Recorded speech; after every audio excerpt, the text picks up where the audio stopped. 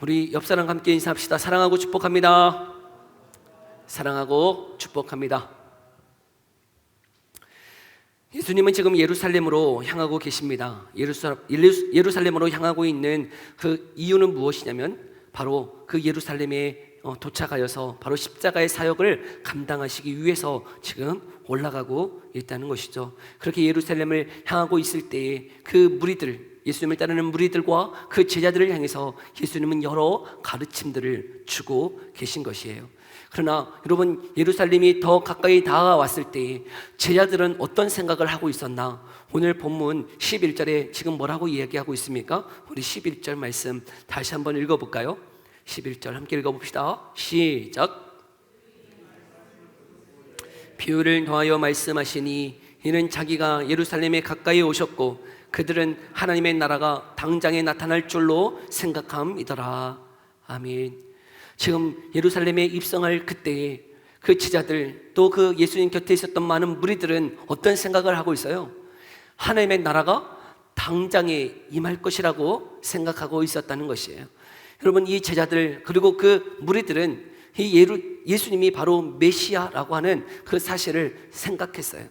그래서 예루살렘에 입성할 때 많은 사람들이 호산나 다윗의 왕이여 하며 그를 반기고 환영했어요. 그런데 그들이 생각했던 그 이미지는 뭡니까? 하나님의 나라가 당장에 임하겠다라고 생각했던 그 이미지는 무엇이냐면 그 메시아는 바로 다윗과 같은 힘 있는 권세 있는 왕으로서 그 로마, 자신의 나라를 지배하고 있는 그 로마를 쳐부수고 당장에 쳐부수고 그 이스라엘이 회복되는, 그리고 하나님의 나라가 당장 임할 것이라고 하는 기대, 소망을 가지고 있었다는 것이에요. 그런 소망을 가지고 있는 그 제자들, 그 무리들을 향하여 오늘 이 비유의 말씀을 들려주고 있다는 것이에요.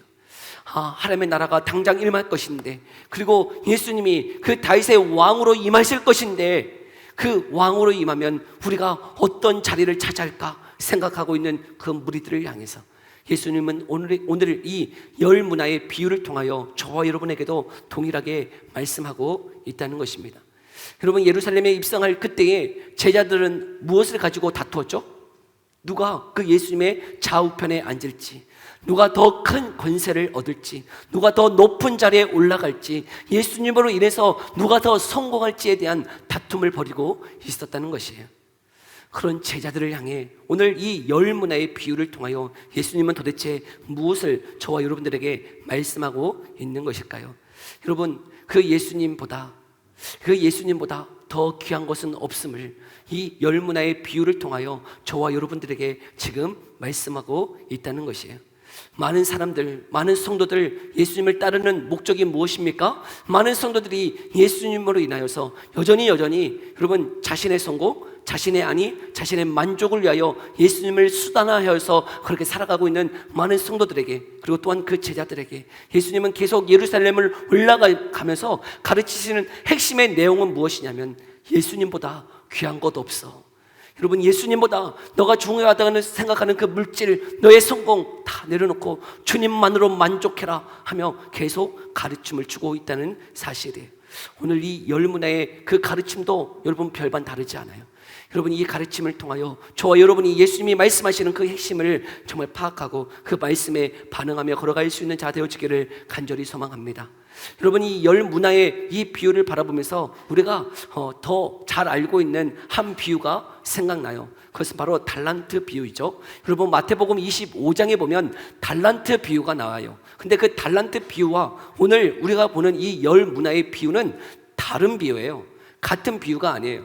여러분, 그럼에도 불구하고 우리가 잘 알고 있는 것은 이 달란트 비유이기 때문에 이 열 문화의 비유를 이렇게 바라보면서 그 비유와 그냥 동일한 교훈을 주고 있는 것 아닌가 생각하더라는 거예요. 그러나 그렇지 않습니다.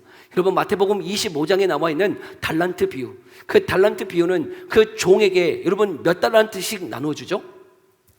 어떤 종에게는 5달란트, 어떤 종에게는 2달란트, 또 어떤 종에게는 1달란트를 나누어 주었죠. 여러분, 이 달란트가 각각의 다르게 나누어 주셨다는 것이에요. 이때 달란트는 무엇을 의미하고 있습니까? 우리에게 나누어 주신 그 재능, 은사로 이렇게 상징되어지는 것이에요. 하나님은 저와 여러분들을 부르시고 여러분 각자에게 여러 가지 여러분 달란트를 맡겨주셨어요. 근데 여러분 이 한 달란트의 가치가 어느 정도인지 아세요? 한 달란트, 지금으로 환산하면 약 3억 정도의 가치가 있다고 말하고 있어요. 한 달란트가 얼마라고요? 3억이에요. 예, 여러분 우리에게 주신 재능이 얼마나 큰 가치가 있는지를 말씀하고 있는 거죠. 여러분 초라한 게 아니에요. 보잘것없는 게 아니에요. 나는 왜 아무것도 주시지 않았지? 아니요, 그런 사람은 없어요. 하나님은 여러분 저와 여러분에게 가치 있는 재능, 달란트를 주셨어요. 근데 그 달란트를 가지고 너는 무엇하고 있는지를 지금 묻고 계시는 거죠. 달란트 비유는 말이죠. 여러분 달란트 비유는 저와 여러분에게 주신 그 달란트를 가지고, 재능을 가지고, 은사를 가지고 너는 무엇을 위해 살아가고 있는지를 묻고 있는 비유예요. 그러나 오늘 이 열 문화의 비유는 그 달란트 비유와 다릅니다. 여러분 이 열 문화, 이 문화는 여러분 달란트가 아니에요. 재능이 아니에요. 은사가 아니에요. 다른 것을 이야기하고 있다는 것이에요. 그 초점을 맞춰서 오늘 이 비유의 말씀을 한번 함께 살펴보고자 합니다. 먼저 우리 12절 말씀, 여러분 뭐라고 말씀하고 있는지 다시 한번 읽어볼까요? 12절에 함께 읽어봅시다. 시작.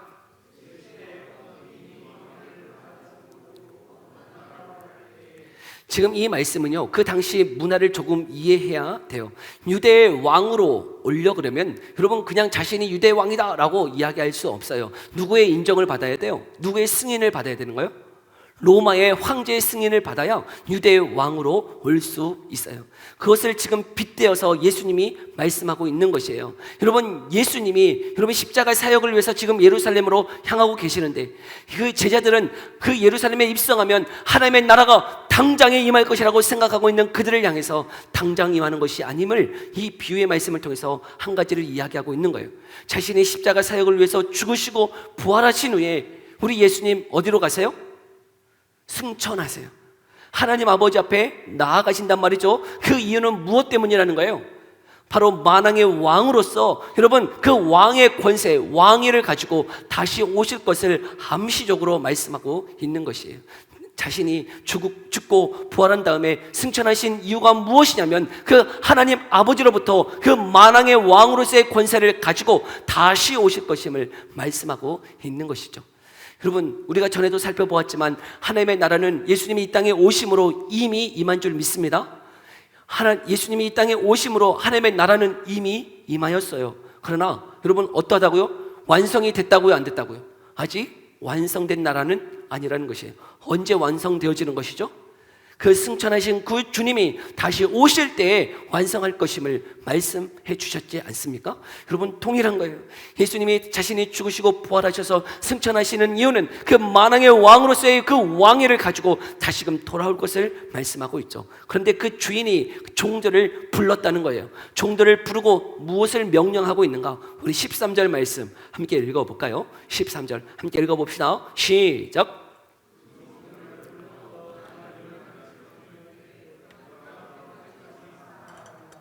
아멘. 지금 왕위를 가지기 위해서 먼 나라를 떠날 그때에 그 주인이 종들을 불렀다는 거예요.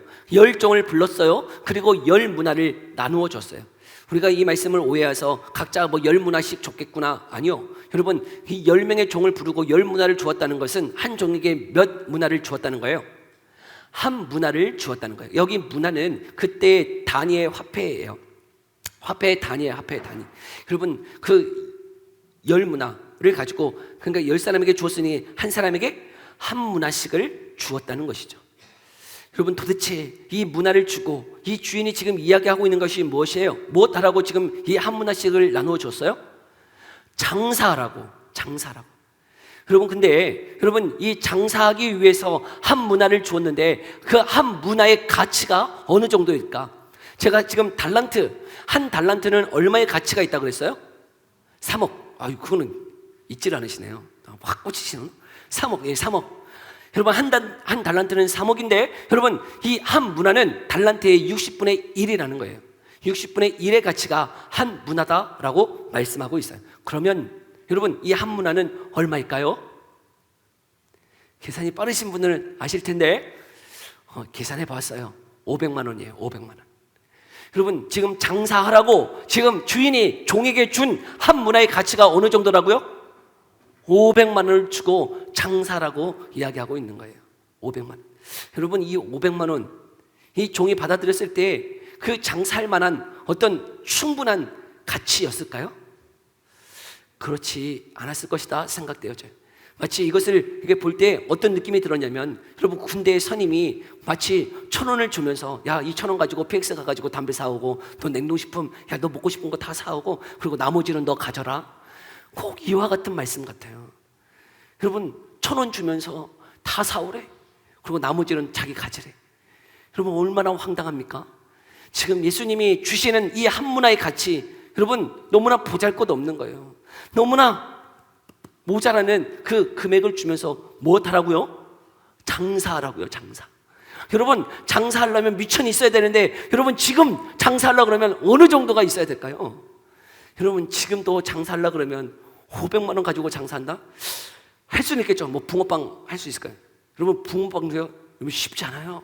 여러분, 붕어빵, 뭐 군고구마 장사하려고 해도 500만 원 가지고는 쉽지 않은데, 여러분, 지금 그 500만 원, 그 한 문화를 주시면서 장사라고 하는 이 비유의 말씀의 의미가 도대체 무엇일까 하는 것이에요.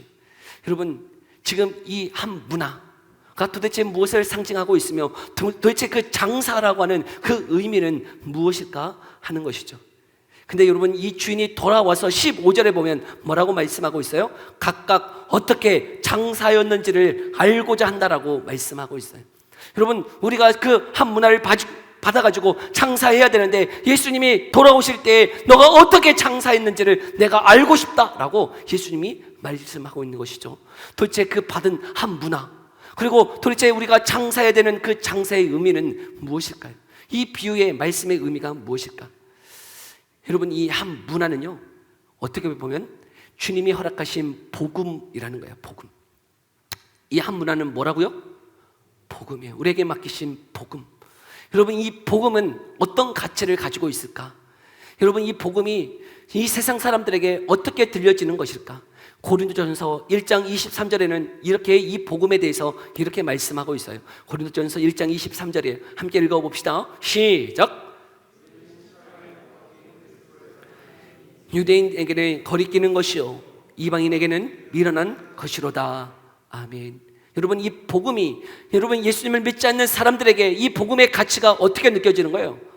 거리끼는 것이에요. 미련해 보이는 거예요. 너무나 하찮아 보이는 그런 복음이라는 거예요. 그러나 여러분, 이 복음이 통일한 복음이요, 믿는 자들에게는 어떻게 다가오는 거예요? 그 고린도전서 1장 18절에는 이렇게 말씀하고 있어요.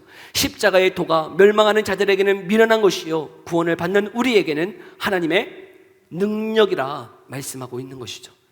여러분, 이 동일한 복음, 이 복음이 여러분 믿는 저와 여러분에게는 능력이요, 믿지 않는 저들에게는 이처럼 미련하고 어리석어 보이는 복음이 없다는 것이죠. 여러분, 이 한 문화와 같은, 너무나 보잘것없어 보이는 이 한 문화와 같은 이 복음을 저와 여러분에게 맡기셨다는 거죠. 아멘. 여러분, 이 한 문화를 맡기셨는데 그 문화를 가지고 어떻게 하라고 말씀하고 있는 거예요?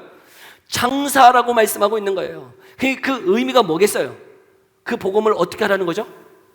전하라고. 그 복음을 가지고 주님 오실 때까지 그 한 문화, 너무나 보잘것없는, 가치 없어 보이는 이 세상 사람들에게 보잘것없어 보이는, 미련해 보이는 이 복음을 전하라고 말씀하고 있는 것이에요.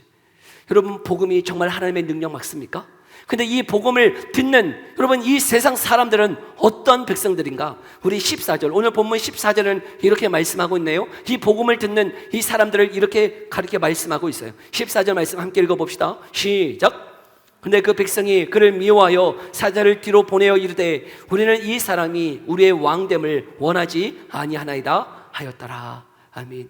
여러분, 이 세상 사람들, 이 복음을 듣는 그 백성의 사람들은 어떤 사람들이에요? 그 예수님이 왕됨을 인정하는 사람들이에요? 거부하는 사람들이에요?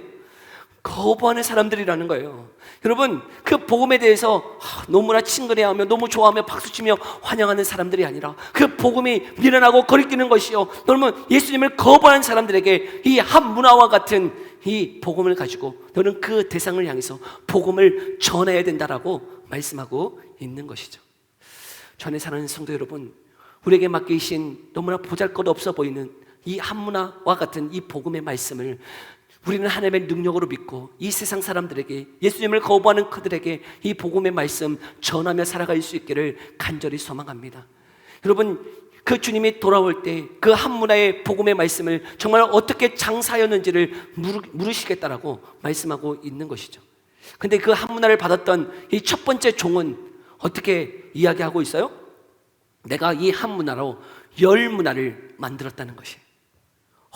얼마나 대단합니까?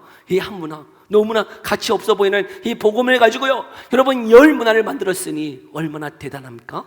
그런 종을 위해서 주인이 얘기해요. 착하고 충성된 종아, 잘했다는 거예요. 잘했다. 너가 그 10문화를 만들었으니 그 10고을을 10마을을 차지해라 말씀하고 계세요. 그 두 번째 종은 여러분 또 5문화를 만들었다는 거예요. 너도 잘했다. 너도 5고을을 차지해라. 근데 이제 문제는 뭡니까? 이 세 번째 종이에요. 동일한 한문화를 가졌는데 여러분 이 세 번째 종은 뭐라고 얘기하고 있는 거예요? 우리 한번 읽어볼까요? 우리 20절 21절이에요 20절 21절 함께 읽어봅시다. 시작.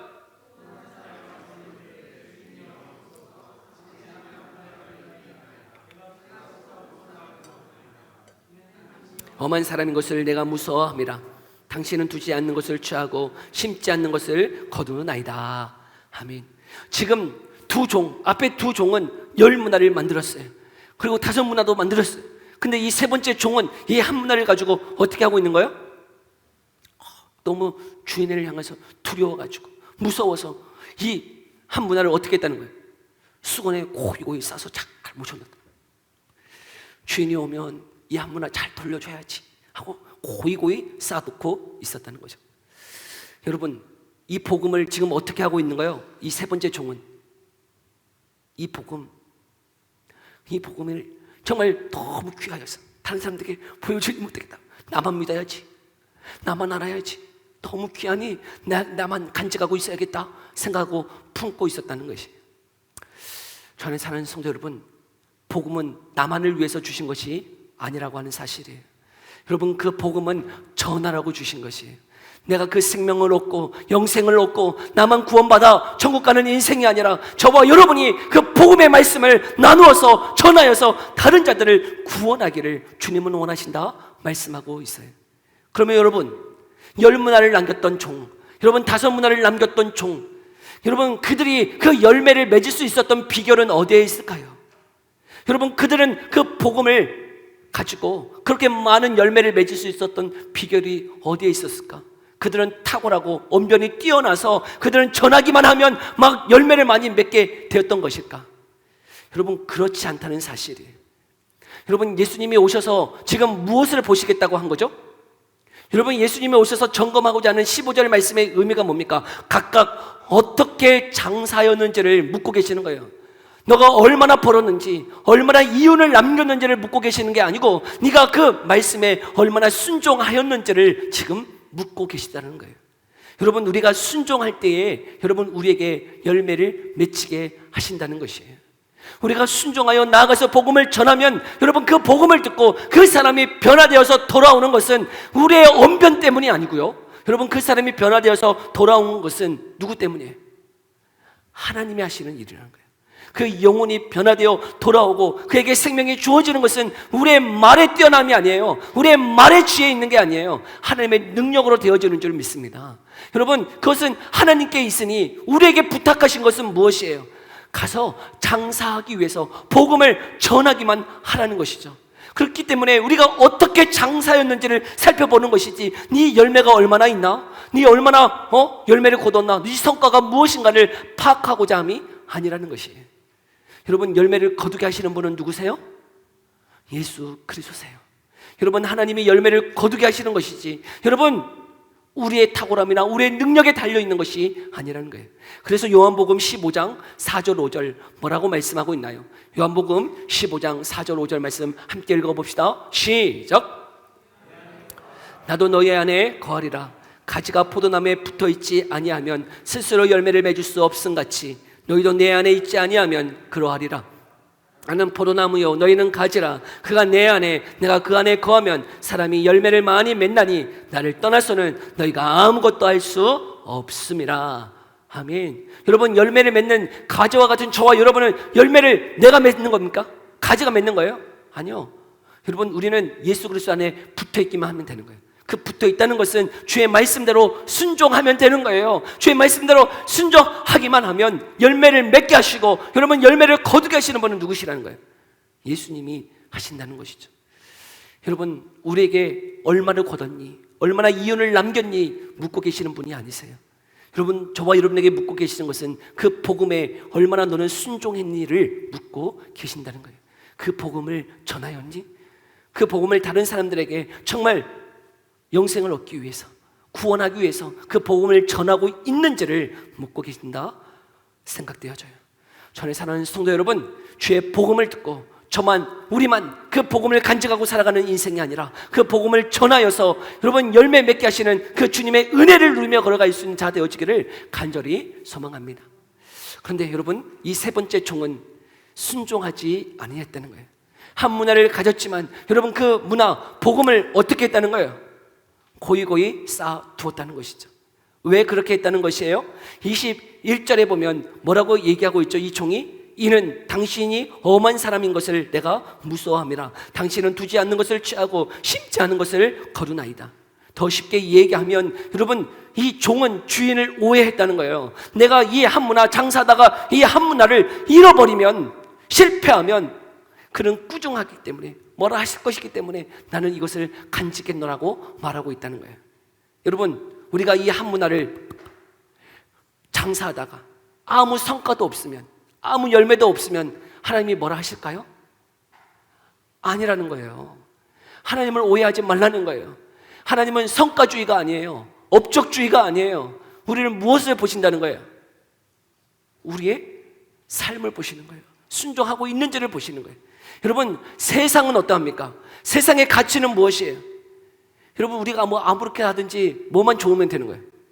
결과만 좋으면 되는 것은 세상이죠. 그러나 여러분, 이 하나님의 나라는 아니라는 거예요. 하나님의 나라는 결과만 좋으면 된다? 아니라는 거죠. 하나님이 보시는 건 뭐예요? 그 과정이에요. 우리의 삶이에요. 주의 복음을 듣고 그 복음을 너가 정말 전하고 있는지를 묻고 계시는 것이죠. 저는 이 세 번째 종, 주의 복음을 수건에 고이 쌓아놓았던 이 사람의 모습이 여러분 어떤 자의 모습일까 상고할 때 요한계시록에 나와 있는 이 한 교회가 떠올랐어요. 요한복음 3장 17절에 보면 여러분 라오디게아라고 하는 교회가 나와요. 이 라오디게아 교회는요, 여러분 얼마나 부요했는지 몰라요. 많은 것을 가지고 있었던 도시예요. 근데 그 백성 안에 있는 그 성도들이 뭐라고 이야기하고 있는가? 우리 요한계시록 3장 17절 한번 읽어볼까요? 함께 읽어봅니다. 시작. 나는 부자라 부요하여 부족한 것이 없다 하나 내 공고한 것과 가난한 것과 눈먼 것과 벌거벗은 것을 알지 못하는도다. 아멘. 여러분, 이 라오디게아 성도들은 자신의 그 부요함 때문에, 그 부요함으로 인해서 못하고 있는 거예요? 나는 부요하다는 거예요. 나는 모든 것을 가진 자라는 거예요. 나는 괜찮다는 것이에요. 그런데 여러분, 그들의 영적인 실상은 무엇이라는 거예요? 그들의 영적인 실상은 가련하고 공고하고 가난하고 눈멀었고 벌거벗은 자이다라고 말씀하고 있다는 것이에요. 그 영적인 실상을 깨닫지 못하고 나는 부여하기 때문에, 나는 많은 것을 가지고 있기 때문에 나는 괜찮다라고 생각하고 있는 그 라오디게아 성도들을 향해서, 야, 너처럼 가련하고 미련하고 너처럼 벌거벗고 영적으로 가난한 자가 없구나, 예수님이 말씀하고 계세요. 근데 도대체 왜 이런 가르침을 받았던 걸까요? 왜 이런 교훈을 받았던 것일까요? 그 이유가 무엇일까? 그 요한계시록 3장 15절 16절에 이렇게 말씀하고 계세요. 그 이유가 무엇인지 말씀하고 있는데요, 함께 살펴볼까요? 요한계시록 3장 15절 16절 함께 읽어봅시다. 시작. 네가 차지도 아니하고 뜨겁지도 아니하도다. 네가 차든지 뜨겁든지 하기를 원하노라. 내가 이같이 미지근하여 뜨겁지도 아니하고 차지도 아니하니 내 입에서 너를 토하여 버리리라. 아멘. 여러분, 복음을 듣고 주의 복음을 간직하고 있지만 그 복음에 대한 여러분 아무런 반응이 없는 성도, 여러분, 지금 이 한 문화를 받았음에도 불구하고 수건에 쌓아놓았던 이 한 종, 여러분, 이 종의 모습은 저는 이 라오디게아 성도의 모습이 아닐까 생각되어져요. 복음을 듣지만요, 아무 반응이 없는 거예요. 뜨겁지도 않고 차지도 않고 미지근해서 그냥 나는 괜찮아, 나는 괜찮다 하면서 살아가고 있는 삶의 모습이라는 거예요. 주 안에 사는 성도 여러분, 저와 여러분이 그 복음의 열정이 회복되기를 간절히 소망합니다. 여러분, 그 복음의 열정이 회복되어져서 여러분, 그 복음 앞에서 정말 다른 영혼을 구원하고자 하는 그 열심이 있기를 간절히 소망합니다. 그 자가 정말 그 복음을 듣고 여러분, 그 문화를 받았던 그 문화를 가지고 장사하고 있는 사람과 같은 모습이지 않을까 생각되어져요. 여러분, 이 한 문화를 가졌지만 수건에 쌓아두었던 그 사람은 예수님의 질책 앞에, 주인의 질책 앞에 뭐라고 하고 있는 거예요? 여러분, 여러 가지 핑계를 대고 있다는 것이, 핑계가 있어요. 핑계. 근데 제 책상 앞에 제가 이렇게 책을 읽다가 너무나 좋은 글귀가 있어서 이렇게 적어놓은 한 글귀가 있어요. 근데 그 글귀를 이렇게 찾아보니까 인도 속담이라고 하더라고요. 근데 이 인도 속담, 여러분, 무슨 글귀냐면, 하고자 하는 자는 방법을 찾고 하기 싫은 자는 핑계를 찾는다 하는 것이었어요. 여러분, 하고자 하는 자는 무엇을 찾는다고요? 방법을 찾아요. 근데 하기 싫으면요, 핑계를 찾아요.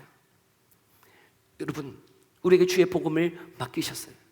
근데 정말 복음에 대한 열정 있는 사람은 여러분, 내 상황, 내 처지, 내 환경을 보면서 핑계를 삼지 않아요. 여러분, 나 너무 힘든데, 내 삶이 이렇게 갇혀있는데, 나는 너무나 모르는데, 나는 지식이 없는데, 나는 말이 우둔한데, 나는 할 수 없는데, 어떤 핑계를 찾음이 아니라, 여러분, 주님에 대한 복음의 열정이 있는 사람은 하고자 하는 자는 무엇을 찾는다고요? 방법을 찾더라는 거예요. 방법. 주 안에 사는 성도 여러분, 저와 여러분이 그 방법을 찾아 주의 복음을 전할 수 있는 자 되어지기를 간절히 소망합니다. 그것이 다시 한번 우리에게 열정이 회복되는 것이에요. 여러분, 핑계를 찾지 마세요. 나는 주변에 사람이 없는데, 나는 언변이 부족한데, 나는 아는 것이 없는데, 나는 너무 힘든데, 내 삶이 너무나 보잘것없는데. 아니요, 여러분, 주님이 우리에게 한 문화를 맡기셨어요. 여러분, 그 문화를 가지고 주의 복음 전할 때, 순종하며 걸어갈 때, 여러분, 그 일 가운데 역사를 만들어내시는 분은 하나님이세요. 그러니 방법을 찾아 여러분, 주의 복음을 전할 수 있는 저와 여러분 되기를 간절히 소망합니다. 여러분, 그렇게 걸어갈 때, 여러분, 주님이 저와 여러분 가운데 정말 원하시는 것이 있다는 거예요. 이렇게 걸어갈 때 주님이 정말 원하시는 것, 그게 무엇일까? 여러분, 예수님은 베드로를 찾아오셨어요. 여러분, 이 베드로를 부르실 때 어떤 사건이 기록되어 있냐면, 누가복음 5장에 보면 이 베드로 그 배 위에 오르셨어요. 그리고 그 베드로 배 위에 오르신 이후에 명령하세요. 야, 저 깊은 데 가서 그물을 던져라. 근데 그렇게 깊은 곳에 가서 그물을 던지라고 그 예수님의 명령을 들었을 때, 여러분, 이 베드로의 상황이 어때요? 처지가 어때요? 밤새 고기를 낚기 위해서 그물을 던졌지만 한 마리도 잡지 못한 상황이에요. 너무나 육신이 지쳐 있어요. 힘들어 있어요. 너무나 지쳐 있지만 이 베드로의 반응이 무엇이에요? 내가 그 예수님의 말씀을 의지하여 내가 그렇게 해보겠다는 거예요. 내가 밤새도록 내가 고기 잡아보았지만, 내가 한 마리도 잡지 못했지만, 그래서 피곤해서 안 될 것 같지만, 내가 예수님의 말씀에 의지하여 내가 깊은 데 가서 한번 그물을 던져보겠습니다. 여러분, 그물을 던졌더니 어떻게 되었어요? 2배의 고기가 가득 차도록, 그물이 찢어지도록 여러분, 얼마나 많은 고기를 잡았는지 몰라요. 대박이에요, 대박. 여러분, 대박을 쳤으면 여러분, 우리의 인생 무엇 해야 되는 거예요? 집 사고 차 사고 여러분, 할 것 다 받고 그렇게 할 것 같죠. 근데 여러분, 그 베드로, 주님의 놀라우신 역사를 경험했어요. 놀라우신 축복 허락해 주었어요. 근데 예수님이 그 베드로에게 말씀하시는 거예요. 뭐라고 얘기하고 있는 거예요? 사람을 낚는 어부가 되라 초청하고 계세요. 언제 초청하고 계세요? 대박 친 다음에. 그 말씀을 이렇게 묵상하다 다시 한번 무뚝 저의 삶을 이렇게 돌아봤어요. 대박을 친 다음에 말씀하고 계시더라고요. 대박을 친 다음에 이 말씀을 들었을 때, 여러분, 베드로 심적인 갈등이 있었을까요, 없었을까요? 아이고, 이제 고기 2배 가득 실었는데, 이제 막 잡아가지고 대박 쳤는데, 여러분, 뭐 해보고 싶어요? 세상에서 한번 즐겨보고 싶고, 세상에서 좀 잘 인정받고 싶고, 사람들로부터 칭찬받고 대박 쳤으니 안정을 좀 누리면서 살다가 그때 좀 따르면 안 될까? 근데 대박을 친 그 순간에 예수님이 부르시네요. 너는 사람을 낚는 어부가 되라. 여러분, 그 가르침 앞에, 그 부르심 앞에 베드로가 어떻게 반응하고 있죠? 그 모든 것, 여러분, 그 모든 것 버려두고 예수님을 따랐다는 사실이에요. 저 안에 사는 성도 여러분, 주님이 저와 여러분들을 부르고 계세요. 근데 여러분, 주님을 따르는 목적이 어디에 있냔 말이에요. 주님을 따라가는 목적이 어디에 있어요? 많은 사람들이요, 금을 던져서, 여러분, 금을 깊은 곳에 던져서 내가 순종해서 못하기만을 원해요. 대박 치기만을 원해요. 대박, 성공, 막 간증만 있기를 원해요. 대박 쳐서. 근데 여러분, 그게 다가 아니라고. 거기에 멈춰 있으면 안 된다고요. 여러분, 그 대박을 통해서, 여러분, 그 인생의 성공을 통해서 하나님이 궁극적으로 부르시는 목적은 무엇하기 원하시는 거예요? 사람 낚는 어부 되기를 원하세요. 주의 복음 전하는 자로 살기를 원하세요. 너가 그것 많은 물고기 통해서 네 삶이 평안하고 성공하고 안전을 위해서 살아가는 것이 아니라, 여러분, 그거 다 버려두고 무엇하기 원하신다고요? 주님 따라오기를 원하신단 말이에요. 여러분, 주님 따라가시겠어요? 할렐루야. 여러분, 주님의 그 부르심 앞에 저와 여러분이 순종하며 걸어갈 수 있기를 간절히 소망해요. 여러분, 예수님을 따라가는 목적이 뭐예요? 예수님을 믿는 이유가 뭐예요? 여전히 내 안에 있는 성공과 안정과 대박, 여러분, 그 모든 내가 중심되어 살아가고 있는 그 모든 내용들이 주님 앞에 다 내려놓치고 모든 것을 버려두고 여러분, 주님의 말씀 쫓아 걸어갈 수 있기를 간절히 소망합니다.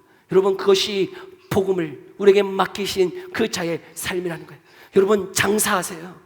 여러분, 복음을 들고 장사하세요. 복음을 전하세요. 여러분, 핑계를 찾지 말고 방법을 찾으세요. 어떻게 전할까? 그 복음을 어떻게 전해야 되지? 그 복음 내가 누구에게 전해야 될지를 생각하세요. 여러분, 우리의 일주일의 삶이 그 복음으로 여러분 걸어갈 수 있는 삶 되어지기를 간절히 소망합니다. 우리 이 시간 함께 기도하며 나아갑시다. 하나님, 우리에게 허락하신 그 복음, 아버지, 그 생명, 그 영생, 하나님 우리에게 맡기셨는데, 하나님 그 복음을 수건에 고유고에 쌓아 간직하고 있는 것만은 아닙니까? 나만 알고자 하면서, 그리고 때로는 그 복음이 다른 사람들에게 너무나 거리끼고 미련해 보이고 어리석어 보여서 선뜻 그 복음을 제시하지 못하고 있는 것은 아닙니까? 여러분, 이 복음이 하나님의 능력임을 내 안에 다시 한번 회복하게 하여 주시옵소서. 복음이 생명임을 알게 하여 주시옵소서. 그리고 그 복음, 그 생명의 복음, 하나님의 능력의 그 복음을 어리석다고 미련해 보인다라고 말하는 이 세상 사람들에게, 예수님을 거부하는 그들에게 하나님 전할 수 있도록 방법을 찾는 자 되게 하여 주시옵소서. 하나님, 내 탁월함이나 내 언변의 기술이 아니라 하나님의 능력이 있사오니 아버지, 우리를 통하여 순종하는 그 삶을 통하여 그 복음이 땅끝까지 흘러갈 수 있도록 은혜 베풀어 달라고 우리 이 기도 제목 가지고요, 우리가 함께 기도하며 나아가겠습니다. 기도하겠습니다.